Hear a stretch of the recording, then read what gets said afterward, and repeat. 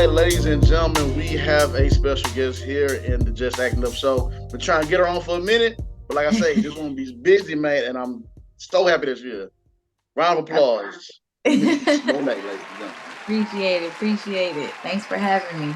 Hey, man, appreciate you for stopping by bright and early like the orange juice. Good morning to you. Yes. Yeah, man. So let's go ahead. Let's get into these questions real quick, man. So, of course, the question of all questions that we always ask our guests: hmm what got you started in this journey with this art? So when I was in college, my senior year, because I didn't go to school for anything in the film industry, I went to school for business. But I mean, sometimes you got to have a business mindset in this industry. So, Mhm. God was preparing me in a way. So, my senior year, I saw this casting call for a play, and I've always wanted to do it, but just never found the time to do it. Look, I'm a mom too. Oh no, hey, trust me, we had people come on with their babies before, so we completely understand. Okay, so yes, I went to a casting call for this play, and I've never acted before, never had any training or anything. And when I auditioned and they had everybody sitting at the end, they were like calling people saying, we want to cast this person for this person, this person, this person. And when they said my name and they said the character Jada, and I was just shocked, I said, "You mean like as the understudy?" And they was like, "No, as Jada." And I said, "But that's the lead." And they was like, "No, yeah, we know." They said, Hey, so Mike. they cast me as the lead and that was my very first time acting. And I sold the show out. My family came from out of town, my friends from college. Like it was the most amazing experience I ever had in my life. And I said, I want to do this. So literally when I graduated, I packed up everything and I moved to Atlanta. And I said, because I had an audition out there, I said, if I get the audition, I'm gonna stay. If I don't, I'm gonna go back home. And I got the audition and I was out there for 2 years just grinding and hustling, doing stuff. I got to be on Fatal Attraction. I got to work with Tyler Perry, and I everybody knows about being an extra out there. So I was able to Right, do that. And that's how I got started. right. That's dope too. Because I was like reading, I was like, man, what? Denise, come on now. Like, come on with it. Hey, Mike, he keep waving. Hey, Mike, how you doing? How you Right? He doing, says man? it. Y'all. He's such They say such a hi. character. Such a character. Mhm. Now, I've seen you do a few famous scenes from movies online. Like I've seen you do "Set It Off," and so let me ask you, like, can you do any other celebrity? Can you do celebrity impressions? Oh man. I do like to do impressions. I like to impersonate anybody, not just celebrities. We actually just had a table read for the movie Bissonette, and a lot of people couldn't make it. So I was playing all the characters that was missing, and I kept doing all the different voices.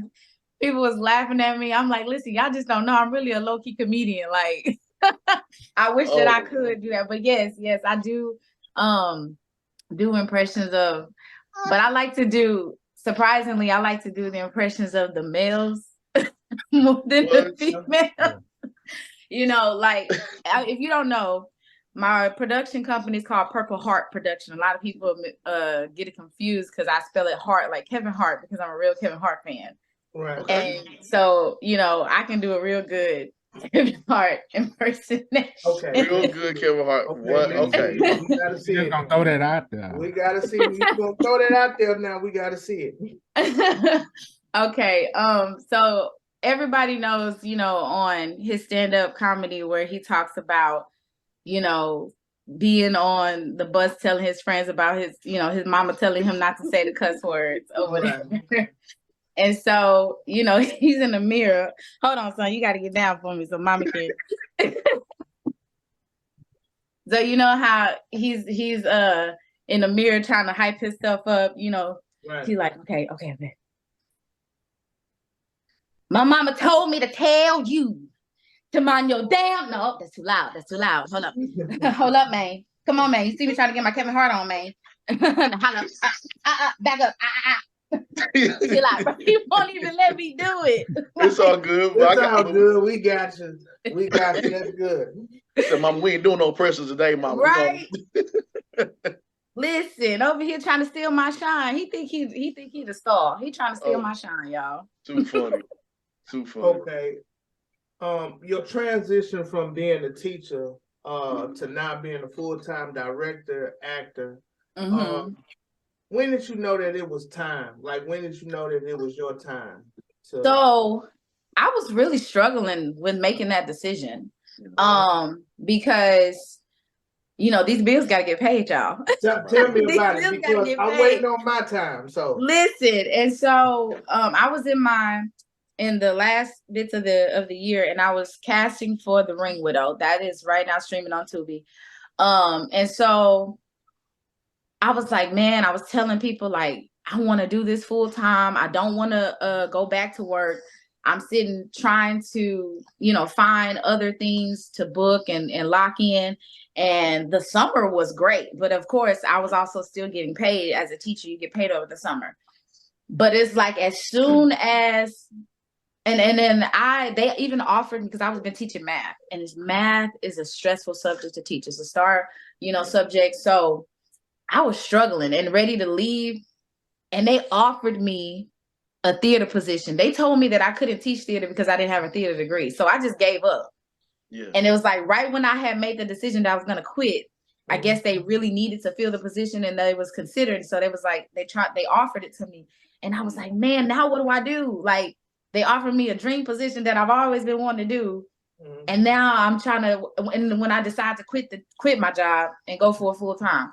So I took that leap of faith because I was like, I think that's God testing me. And then I had another test because I was almost regretting the decision. Like I hadn't had nothing in a minute. The bills was piling up. My credit card was going up in debt because I was using my credit card to pay bills. And it was like literally I got a call like just in time to be an AD on a project. And I was like, Lord, you come right on time when I need you. And ever since then, like I just say, you know what, I'm not gonna stress about it, it's gonna come. And ever since then, things have been flowing in. And so now I know, like, and so I even started applying to go back to teaching. Nobody wanted to hire me. I'm like, y'all don't need no math teacher. I applied to so many places. Nobody wanted to hire me. But as soon as I booked like 4 things in a row, that's when everybody was calling. I said, I can't do it now. I said, look. So now I know I just got to be patient. When it's the right time, you'll know. And you just have to have faith because it's going to be times where you're like, why did I do this? I need to go back to work. But everything happens exactly the way it's supposed to happen when it's supposed to happen. So. And it goes without saying, I salute you for being a teacher. But a lot of people don't understand how hard it is to be a teacher. Right. You have to have incredible patience. Because, I understand with situations with my son that's dealing with ADHD. And there's also good teachers out there that really are. And teachers should get paid a lot more. So I really salute you and I thank you for that. I appreciate that. Yes. Yeah, man. I remember I think we was actually on the set of the Hooper, Denise, me, you talking. We were both about to make that transition. I think I took that leap of faith a little bit before you. Right. And you was talking on the side, and I know you was like posting about it, texting about it, and I saw the expression in your face, and you was like, and I just straight up told you, I said, you too talented. Go for it. And then I remember your face break, you was like, I was like, Denise, just go. And it was, I remember that time, like we both was in that position at the same time, because I remember you saying that I'm right there with you when we was both debating it. Man. Like, yeah. but I'm so proud of you. You keep going. But we're gonna yes indeed. So let me see. So no other accomplishment can compare to, being a mother, of course. But tell us, how do you juggle, being a super mom and, having your own production and everything? How do you do that? Listen, it takes a village. Yes. It takes a village. And that's the main reason, because I've had opportunities to go back to Atlanta.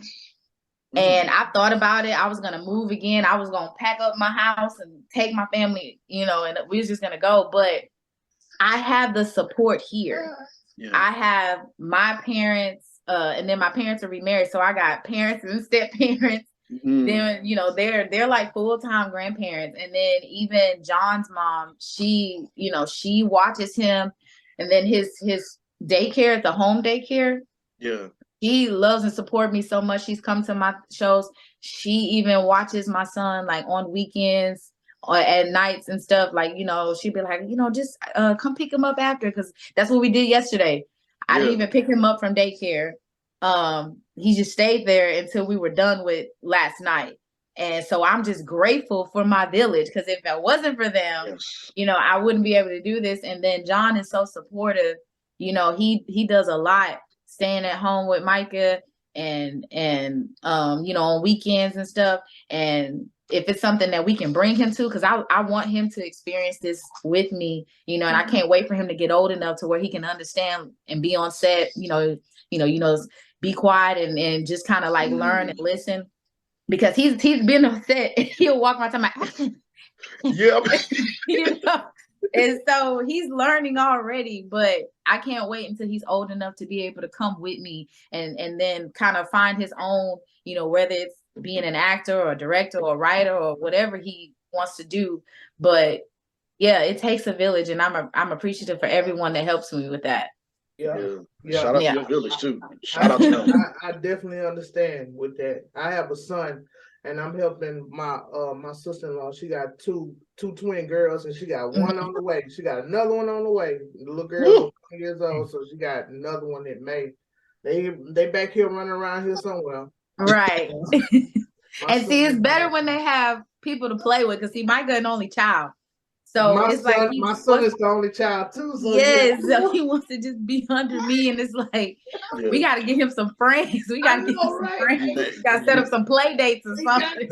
I'll be sneaking in his house, because as soon as he hear me, he's gonna be boom right there. Yes. Yeah. Yes. You met my little girl. It's the sneaking in. It's the sneaking around for me. Yeah, man. You met my little girl too, because she like right when I was like, Daddy, like, yes, babe. Man, them little girls, boy, they be all on you. Like it's something about them. Yes, daddies and their daughters. That bond is like no other. Just oh man, love that little girl, man. But so from booking your first commercial, right, and being on Fatal Attraction, what was it like when you first seen yourself on screen? Like, so that experience, well, I think what gives me hype is when other people hit me up and send me screenshots when they see me on the screen. Yeah. And then it'll be a movie that they're just randomly watching, like literally his daycare lady, she sent a picture of Behind Closed Doors 2 that just dropped on Tubi. And she was like, oh my God, this movie was so good. And then when I saw that you are the one that directed it, oh my God. And I think that, like, seeing other people's reactions to see me on screen, because it's like me, it's like, you know, the first time, of course, I was excited, but now I'm like humbling myself, because I feel like I just have so much more to learn, so much more to do. But when other people are excited, that just keeps me going. Like seeing how they get excited. My dad and my mom, they brag about me to their friends. Like they like last night he kept saying, one guy said, that's Sebastian's daughter. That's Sebastian's daughter. She be on the TV. She be on the movies. You the producer one, right? Like they come up to me and make me feel like I'm a celebrity. And I'm like, this is just the beginning. So that part, like, it's everybody else being excited for you. That's what's dope.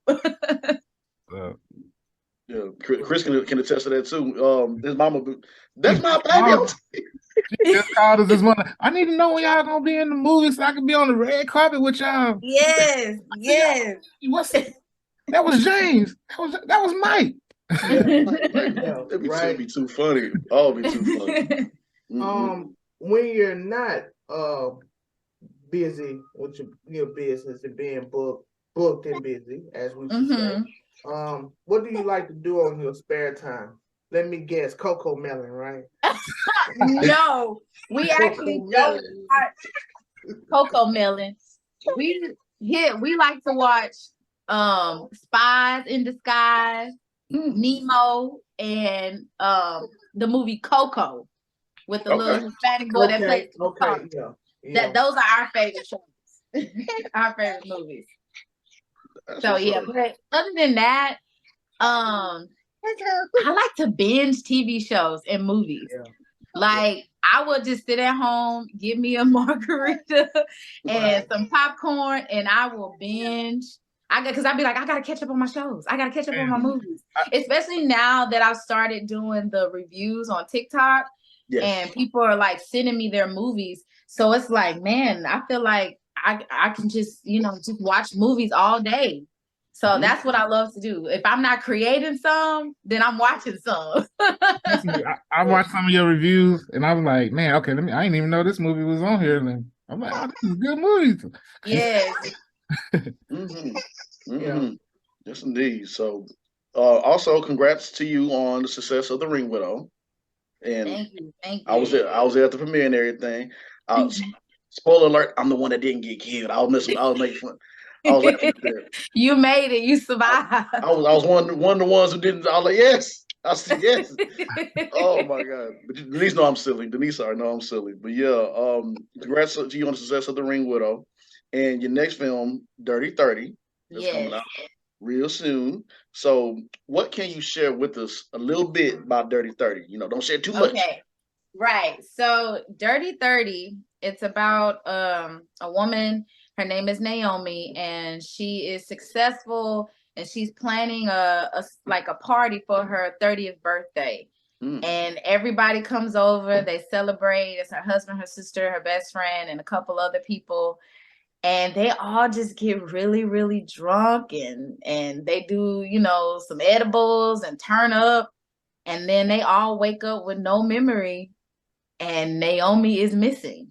Oh. And so it's like it plays flashbacks of what happened that night up until it gets to the very end. It shows the entire night of what actually happened to Naomi. It's like, where's Naomi? What happened to Naomi? So it's a mystery film. And the most exciting part, when we had the table read, I gave everybody the script the day of the table read because I didn't want anybody to read it yet. I wanted us to all come together and read it at the same time. And the whole time everybody's reading it, everybody's like, oh, I think I did it. Or did you do it? Like, trying to figure out who done it. It's a true who done it. Yeah. And literally, when we got to the end and they finally realized who did it, the entire cast was shocked. And then even that last final twist in the end, it was like, what? So I'm excited to see like people's reaction, talking in the movie, because that's how I did in The Ring Widow. I was listening, I heard people snickering about who they thought the killer was. But in Dirty 30, I'm excited to like see people's reaction of who did it, to see who guessed it, or if anybody guessed like, how it all came together. So that's what's premiering next Saturday at the Star Cinema Grill, and then coming on Tubi. Now, would you write your own TV series, or would you want to stick more doing movies?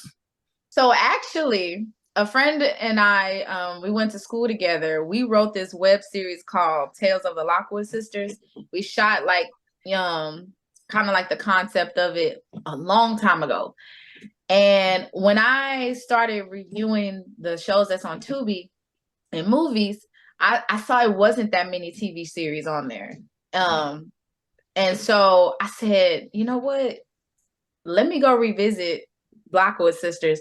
So I rewrote it, and now it is a 5-episode season 1 and I'm calling it Lockwood Secrets. And her and I are gonna get together and we're gonna do that at the end of the year, because I'm like, I want to do a TV series. It's a drama. And it's full of juicy drama. Okay. And I told myself I wanted to do something from each genre. The Ring Widow is considered horror because there's multiple killings going on, but that's horror thriller. And then Dirty 30 is a mystery drama. And then I have My Brother's Keeper. We're starting that next week, and that is also a thriller. And then I have my romantic comedy that I'm doing this summer called The Perfect Baby Daddy. So I'm like touching in every genre because it's like I know what my niche is. I know I'm really good at thrillers, but I just want to show people that I'm not just, I don't have to just write a horror or a thriller. I can do comedy, I can do, drama, suspense. So I'm trying to tap into all the different genres. So that's what I'm excited about. My romantic comedy is I'm the most excited about because you don't see too many. I don't know too many that came out of Houston besides like Friend Zone from Justin Milton. But other than that, I'm like, we need more romantic comedies. We do, yeah. We do need more because that was our era growing up. Like we have the like the Wood, we had yes, yes, the best, all of that. Like we haven't had one of those in a minute, and so I'm excited about that one. I've actually been in talks with some people who have read the script and like some names, who are interested in possibly playing the roles. So I'm trying to lock that in because I'm like, this is gonna be big. This is gonna be good. Yeah, and that's good too. And that's how you keep working too, because like you say, you tapping in different genres from thriller, horror, and that's how you, like I said, you keep working and everyone gonna be needing you. Like, let me talk to Denise real quick. Like Denise, how you did that? Let me go ahead and get her come over here because you a woman of many different hats. And that's why I'm like, oh yeah, that's why I keep applauding you for everything I see you in.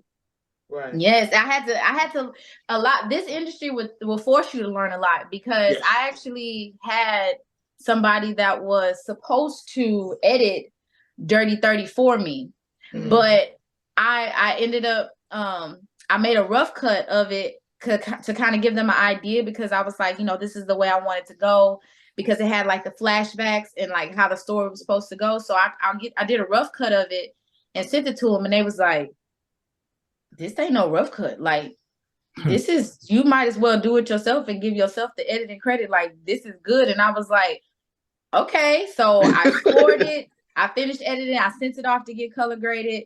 Then I sent it to the distributor. They sent it off to do the sound mixing and mastering. And now it's like Dirty 30 written, directed, produced, and edited by Denise Monet. I've never had that many things behind my name before. So, but this industry was, if you hungry for it, especially when you don't have the money to pay all these people to do stuff, sometimes you got to teach yourself, So, yeah.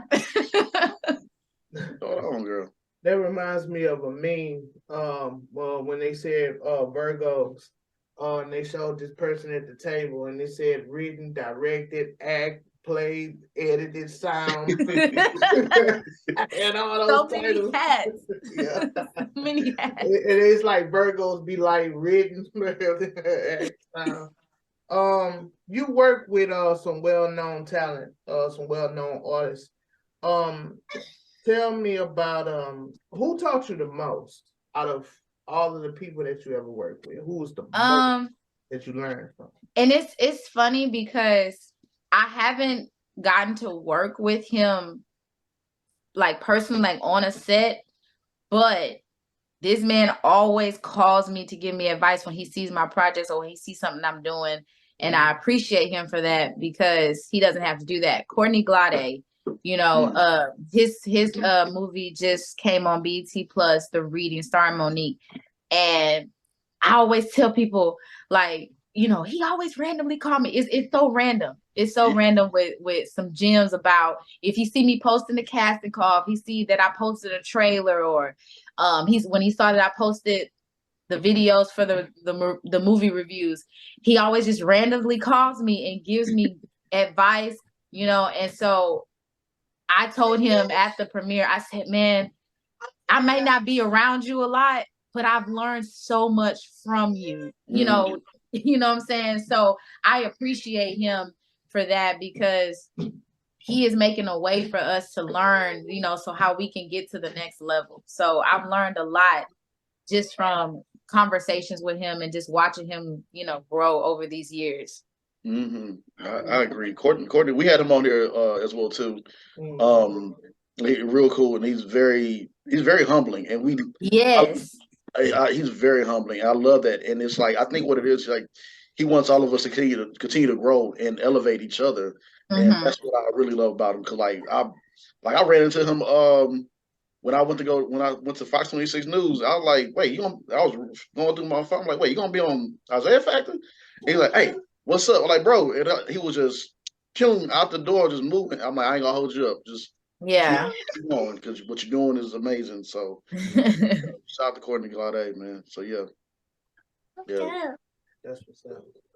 So from winning Best Actress award to having your own production, to now, just doing what you're doing now, what's next? What's next for you? So a lot of people, because I've been behind the camera most recently, I feel like a lot of people forget that I know how to act. And I haven't been cast in a lead role in a minute. And because I've mostly been writing and directing, and then I've been playing like small supporting roles or even featured roles. But it's been a minute since I played a lead role in a movie. And so I'm excited to just be cast in something, where I play the lead character. That's what I'm looking forward to. I'm looking to be a leading lady in somebody's next film. Right. So I've been auditioning, updating your headshots. You got to stay in classes and stuff and just, keep teaching yourself. But that's what I'm looking forward to next, to being the lead in somebody else's film. Because I can always put myself the lead in one of my films, but it's like, I want somebody to see my talent and be like, I want Denise Monet. I want her to be the lead in my film. That's what I'm looking forward to. That's what's up. It's gonna happen. We're gonna manifest that right now. Yes. Would it be an action film or drama? What would Denise like? I'm open because I tell people like my most favorite role that I played is not out yet. It's Jay Jackson, Here We Go Again, his movie, and I got to play a character that's like Mary J. Blige in Power Book Season 2. Gangster. Yeah. Okay. All right. That was like my most fun role and most challenging role that I've played thus far. And so I'm looking forward to doing something different, and a lot of people have like sent me casting calls for stuff, and a lot of it be non-paid. And I have no problem with doing a project that's non-paid, but it has to be a role that's gonna help me grow, benefit, my demo reel to show my range. I don't want to just play, a teacher or a mom, right. Because it's like, I've already done that, and so if somebody wants me to be a part of their project, I have no problem with it, but just give me a challenge, give me something that's gonna, help me dust off that dust, in my acting closet. Yes. Yeah. I totally agree with you. Mm-hmm. Man, this is the part of the interview where we gotta, say our goodbyes and everything. Any advice you want to give to up and coming actors or directors before you go?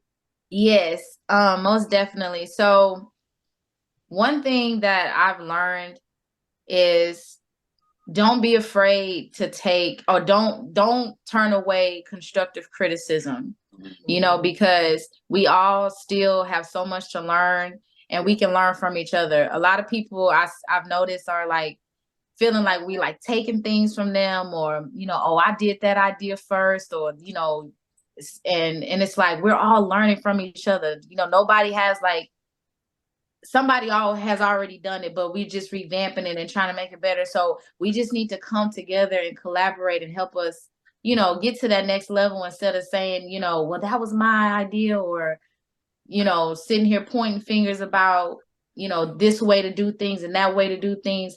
Like, it's so many ways to, to do it. And so just because you did it differently from me doesn't mean that your way was better than mine or my way was better than yours. So I'm excited for my next project, because a young girl, she's 13 or 14, reached out to me and asked me, can she shadow me on my film, because she wants to be a director, and she's a writer. She's written like her own skits and stuff. And that just made me proud to be like, somebody wants to like look up to me and learn from me. So I'm excited to bring her onto my set so she can watch and shadow and learn. And I just say, never stop learning. Like, we are never too far in the game to say we don't need to keep learning. Right.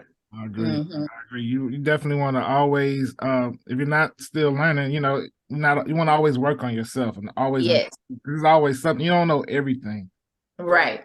Right. Like you said, sure. there's enough room at the table for everybody to eat. So let's Yes. get Right. it. And if it ain't enough room, bring your own seat, bring your own table. Bring your own table, bring your own Silverware, napkins. bring your own trays, silverware, napkins. Yeah. Yes. That was a full-on sermon right there, girl. Thank you, Denise. Thank you, man. I always have fun with Denise on set with her. We be so silly, but we get the work done, man. So Yeah. thank you so much. So I appreciate y'all. hey, appreciate you. So Appreciate tell everybody where we can follow you at before you go. Yes, so you can find me on social media, Denise Monet, Monet.